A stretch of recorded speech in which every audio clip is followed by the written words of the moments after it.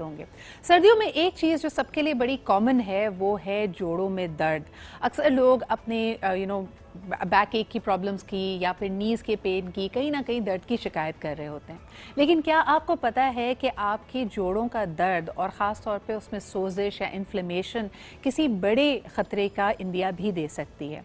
इसमें हो सकता है कि आपकी बॉडी में जो केराटिन लेवल्स हैं वो बढ़े हुए हों या कोई और मसला हो। लेकिन आज खुसूसी तौर पे हम बात करना चाहेंगे रोमाटॉइड के बारे में। रोमाटॉइड एक ऐसी ऑटो इम्यून डिजीज़ है जिसके अंदर आपका अपना सिस्टम ही आपकी बॉडी पे हमला आवर हो जाता है और इसकी वजह से कई जोड़ों में एक साथ दर्द शुरू हो जाती है, बॉडी डिफॉर्म भी हो सकती है और शदीद तकलीफ का आपको सामना हो सकता है। आज हमारे साथ मौजूद हैं डॉक्टर एहसन आलम साहब जो कि कंसल्टेंट ऑर्थोपेडिक सर्जन हैं। आप हमीद लतीफ़ हॉस्पिटल लाहौर में हैं और जब एक्सट्रीम केसेस में ये सिवियर बॉडी डिफॉर्मिटी कॉज कर देती है तो उसकी करेक्टिव सर्जरीज भी करते हैं। आइए इनसे जानते हैं कि इसकी वजह क्या बनती है, रोमाटॉइड में अगर कोई मुब्तला है तो फिर क्या करना चाहिए। अस्सलाम वालेकुम डॉक्टर साहब। जी वालेकुम अस्सलाम। बहुत बहुत शुक्रिया आपकी मौजूदगी का। और सबसे पहले ये बताइए कि इसकी आगही के लिए हम काम कर रहे हैं तो रोमाटॉइड के जो सिम्टम्स हैं वो किस एज में जाहिर होना शुरू होते हैं? देखिए, रूमेटॉइड जैसे आपने बताया एक auto immune and inflammatory disorder है। जी।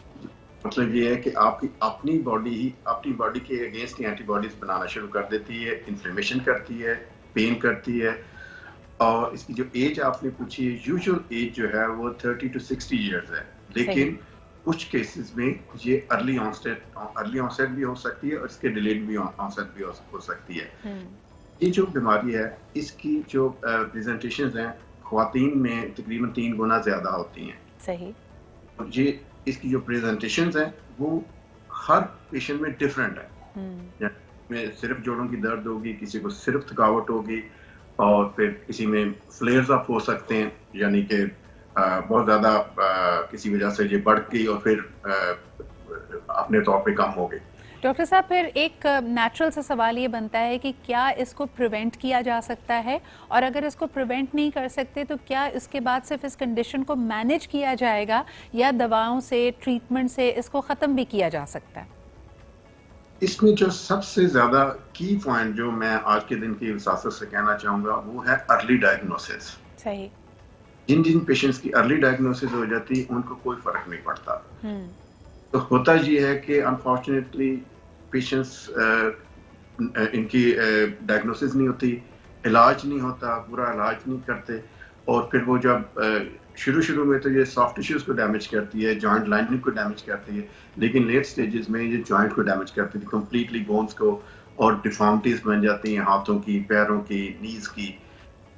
तो उस स्टेज पे तो फिर सर्जरी ही होती है। और लेकिन मेनली जो मैंने नोट किया है यहाँ पाकिस्तान में कि लोगों को अवेयरनेस ही नहीं है कि ये ठीक हो सकता है। बिल्कुल सही। अच्छा, आमतौर पे रोमाटॉइड आर्थराइटिस क्या ये मुख्तलिफ है रोमाटॉइड से, और इसकी मुख्तलिफ इकसाम क्या होती हैं डॉक्टर साहब?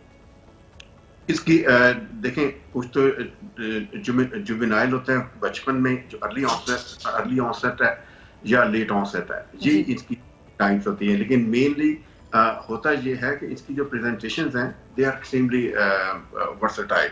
ये इसी पेशेंट को तो सिर्फ और सिर्फ आईज में कर देगा, लंग्स में कर देगा, हार्ट में कर देगा, लेकिन ऑन द अदर साइड कुछ पेशेंट को सिर्फ और सिर्फ मॉर्निंग स्टिफनेस और कोई सिम्टम्स नहीं है। हाँ, जो चीज अभी आपने पूछी थी वो ये थी कि फ्लेयर अप कैसे होता है। वो हो सकता है कोई चेंज ऑफ डाइट हो सकती है, स्ट्रेस हो सकता है, वेदर से हो सकता है।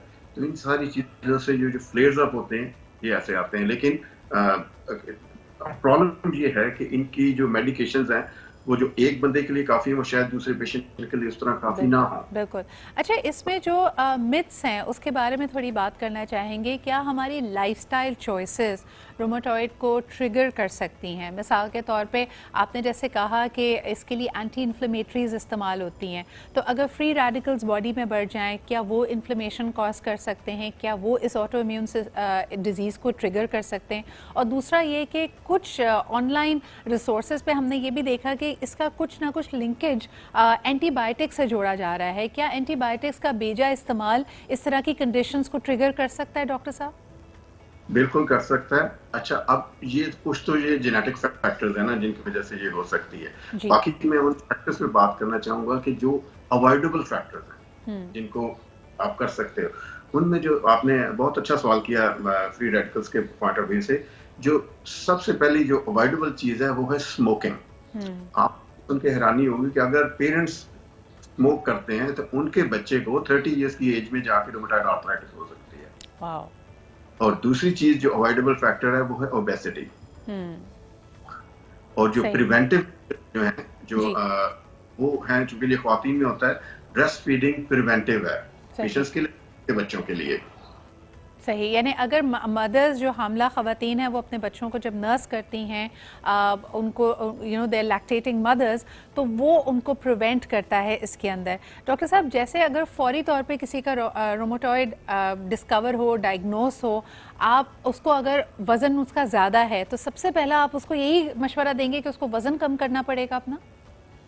असल में ग्राउंड रियलिटी ये है कि ऐसे होता नहीं। आप कहना कि वजन कम करके आओ तो वो नहीं कर सकते, जाहिर है चला जाता नहीं तो वो कितनी वॉक कर लेंगे। सही। आपको इसका इंतजार नहीं करना चाहिए कि वजन कम होगा। मुझे आज किसी को आप एडवाइस तो करते हैं, लेकिन ऐसे होता मेरे एक्सपीरियंस में तो कम है जरा ना। बिल्कुल सही। अच्छा, मुझे ये बताइए कि when it comes to the deformities, जैसे लिम्स में, आपके हाथों में, पैरों में, नीज़ में डिफॉर्मिटी हो सकती है, आपने कई इसके कामयाब ऑपरेशंस किए हैं, उसके लिए रूल ऑफ थंब क्या है? अगर एक प्रोग्रेसिवली ये मर्ज़ आगे बढ़ रहा है और आपके हाथ पैर, आपके जॉइंट को डिफॉर्म कर रहा है, तो किस स्टेज पे आप सर्जरी का मशवरा देंगे? उसको फौरी तौर पे अर्ली स्टेजेस में रोक लिया जाए या किस तरह लेके चीज़ों को आगे बढ़ें?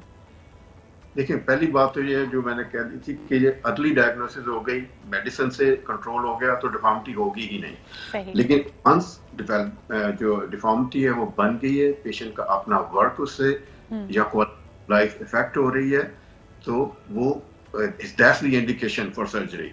और सारी जो पेशेंट्स हैं उनको पता ही नहीं कि ये करेक्टेबल है सर्जिकली। सही है कि शुरू में इनिशियल स्टेजेस में काफी सारी दवाइयाँ, कई नई मेडिकेशंस भी आ रही हैं, तो उनको वो टाइट्रेट करते हैं, उनकी डोज कम करते हैं, ज्यादा करते हैं। और अनफॉर्चुनेटली एक और चीज आती है कि चूंकि ये ख्वातीन में ज्यादा है तो फिर प्रेग्नेंट भी होना होता है उन्होंने, तो वो काफी सारी दवाइयाँ उस वक्त नहीं दी जा सकती। सही। तो इसमें की चीज वो यही है, अर्ली डायग्नोसिस। सिम्टम्स को आप सस्पेक्ट कर रहे हो तो आप अपने रूमेटोलॉजिस्ट से या फिजिशियन से बात करें, वो आपको इन्वेस्टिगेट करेंगे, आप अपना रूमेटॉइड फैक्टर कराएं, एंटी-सीसीपी लेवल्स कराएं, तो इस पे अगर तो ये नेगेटिव है तो ये रूल आउट हो जाती है। अच्छा, as a rule of thumb doctor साहब, ये प्रॉब्लम मेरा आपसे आखिरी सवाल होगा। आपने शुरू में इशारा किया लंग्स, आईज, मुख्तलिफ बॉडी पार्ट्स को ये अफेक्ट कर सकती है। जोड़ों का दर्द या मॉर्निंग स्टिफनेस तो बड़ा कॉमन सिम्टम है, लेकिन आम जोड़ों के दर्द और रोमेटॉइड में क्या फ़र्क होगा? अगर कोई इंसान ये अंदाज़ा लगाना चाहे कि शायद उसको डॉक्टर के पास जाने की ज़रूरत है, तो कॉमन डिफरेंसेस क्या हैं? कॉमन डिफरेंस इसमें ये होता है कि ये सिमेट्रिकल होती है। ओके। जिसमें यानी कि दोनों हाथों में, दोनों कलाइयों में एक ही वक्त में पेन स्टार्ट हो जाती है। सही सही। अदरवाइज इतना का आज मौसम है, किसी का भी उठने को जी नहीं करता, जोड़ों में दर्द सबको होती है, लेकिन जैसे कि all cats are animals but all animals are not cat. Very true, very true. और मुझे बताएं कि क्या फिजियोथेरेपी इसके ट्रीटमेंट का हिस्सा होती है? यानी अगर इस तरह की रोमेटॉइड आपका डायग्नोस्ड है जिसकी वजह से आपकी जॉइंट स्टिफनेस है, तो स्ट्रेचिंग, फिजियोथेरेपी दवाइयों के साथ साथ आपको मदद देगी? बिल्कुल देगी। ये आपको active first line of treatment तो नहीं होगी, लेकिन जो आपके जो जॉइंट्स हैं उनकी जो मोबिलिटी जो है वो कायम रखेंगे, आपके मसल्स जो हैं वो स्ट्रेंथन रहेंगे।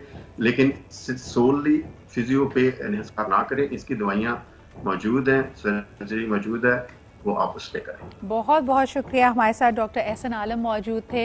एक ऐसा मर्ज़ जो 3 गुना नंबर्स इसके ज़्यादा हैं, ख़वातीन इसका शिकार होती हैं, और यकीनन इसकी प्रिवेंटिव्स में आप शुमार कर सकते हैं कि अगर नर्सिंग मदर है, ब्रेस्ट फीड अगर ख़वातीन करती हैं अपने बच्चों को, तो इस मर्ज़ से बचा भी जा सकता है।